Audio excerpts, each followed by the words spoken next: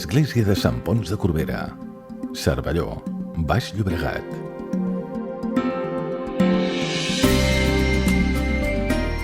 Sant Ponç de Corbera és un antic priorat benedictí situat en un esperó del massís de Garraf, dins el terme municipal de Cervelló, encara que depèn eclesiàsticament de la parròquia de Corbera de Llobregat, des d'on és accessible per una pista.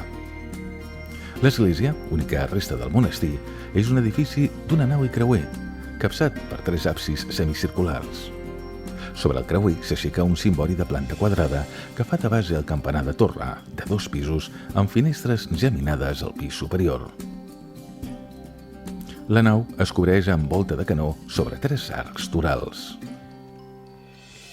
La cúpula, oberta al creuer, reposa sobre 2 arcs paral·lels, més elevats. En els murs de descàrrega d'aquests 2 arcs neixen trompes còniques que donen una base. Tot l'exterior de l'edifici és ornamentat amb decoració de tipus llombard, característica del primer romànic, en sèries de 2 arquets entre lesenes i en l'absis per grans arcs que es prolonguen en lesenes.